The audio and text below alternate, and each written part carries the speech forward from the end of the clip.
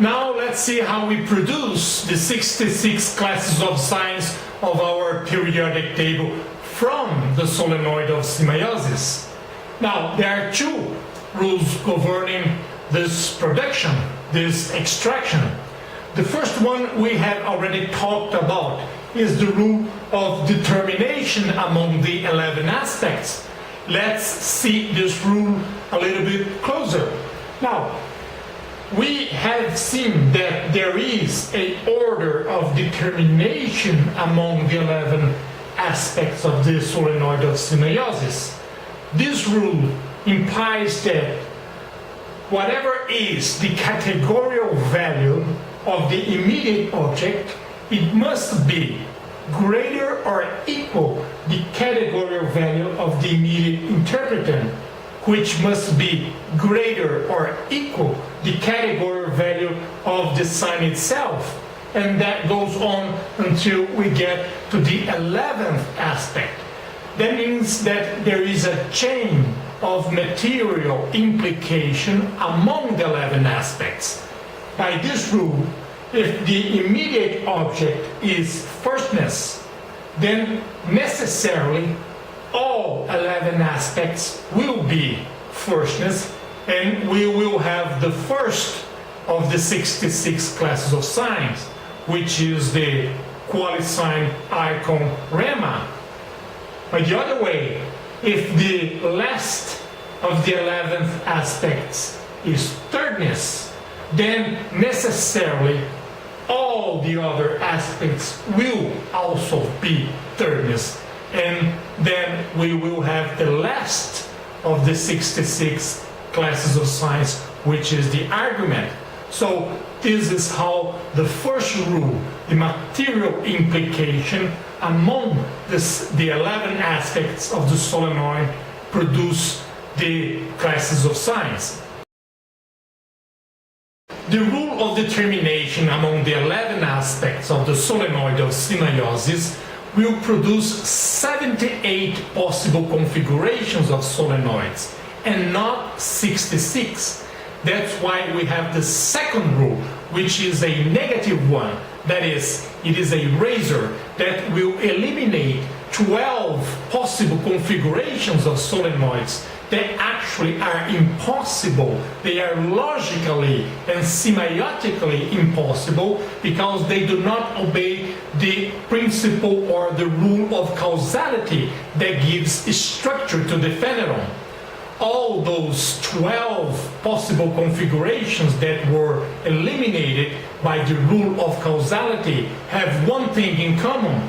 They have secondness in one of the aspects on the axis of signification without having secondness on aspects of the other two axes. Now that means that if they were possible, we would have things that were destined to be existence without having existence that are interpreted and objectively existent as such. That will produce things like fingerprints of ghosts, or we receiving information from some emitter that actually does not exist. Now all these things, they violate the basic rule of causality, and that's why they are eliminated. The periodic table of classes of signs shows us how the 66 classes of signs relate to one another, but it also shows how they can be classified in terms of periods and phases. Now we have already talked about the periods. They are these turns or loopings that compose the solenoid of Semeiosis. But what about the phases? How can we extract the phases from the solenoid? Well, the phases are very closely related to the periods, but it is also dependent on the concept of habit, thirdness. How so? Well, the phase means where the pulse of the solenoid is happening, where is its activity, the tension, the dynamics of the solenoid. So if the pulse of the solenoid is happening at the grounding period, that means that habit has not yet taken control of this period. That means that the sign itself is not pure thirdness, yes, is not completely habitual. That means that we are still paying attention to the sign itself. We are paying attention to its own qualities, the sign as such. When this is happening, we are at the perceptive level, the perceptive phase of semeiosis. That is, we are perceiving the sign in itself. When habit takes control of the perceptive phase, that means that the perceptive phase goes into a rest. It goes quietly, and then we can go up to the next phase, which will be the investigation of the dynamic object. That's why we call it investigative or inquisitive phase.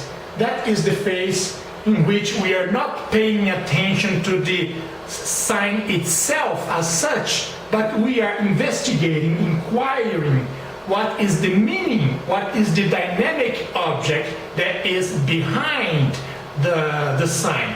What is the form of the dynamic object the sign professes to represent? And that is the inquisitive phase.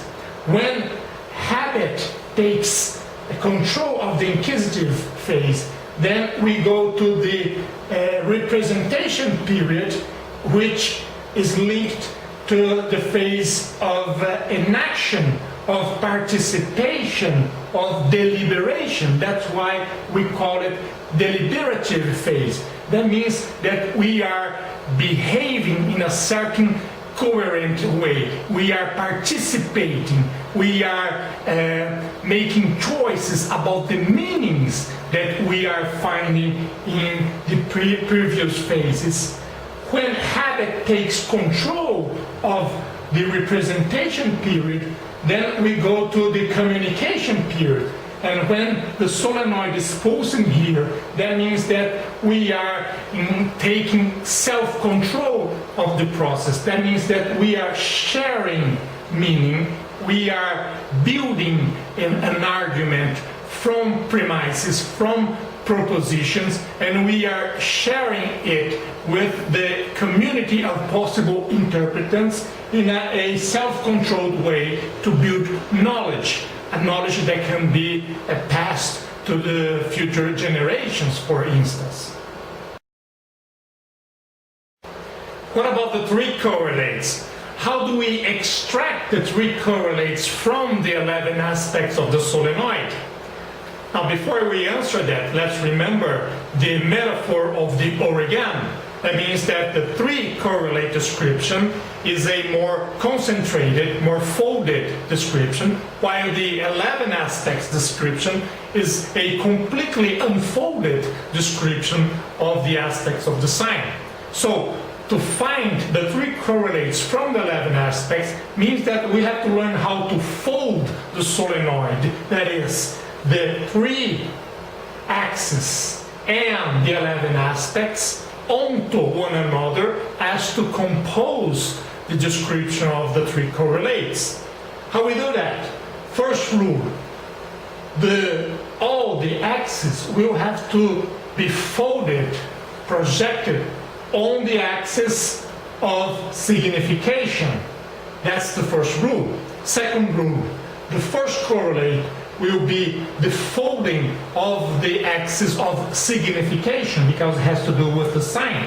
The second correlate will be the folding of the axis of objectivation because the second correlate has to do with the relation sign object.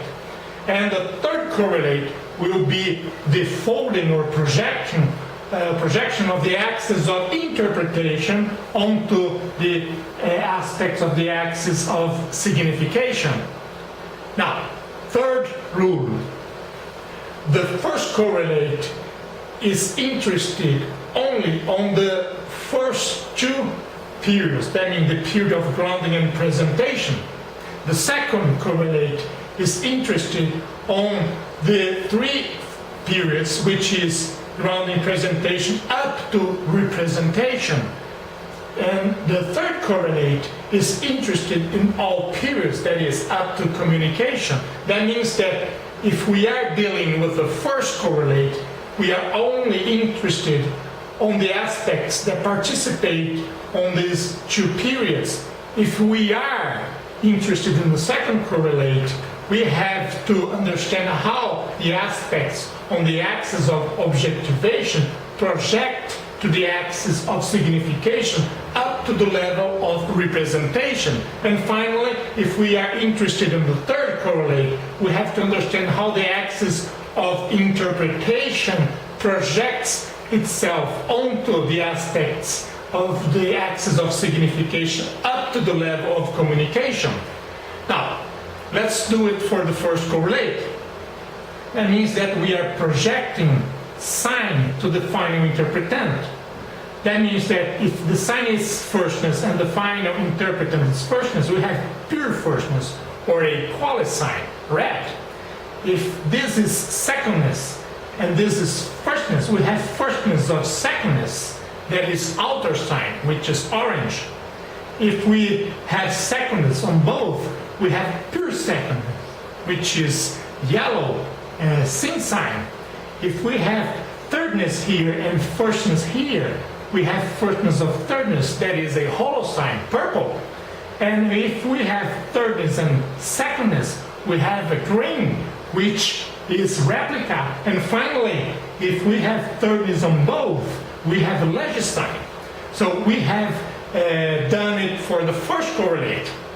Doing this folding for the other two is a little bit more complex, because we have to take into account other periods, and we have to know where is the pulse, or where is the activity of the solenoid of Semeiosis to each of the 66 classes of signs. And we can only do that if we go to the periodic table and locate where is the class of sign we want to discuss in terms of periods and phases.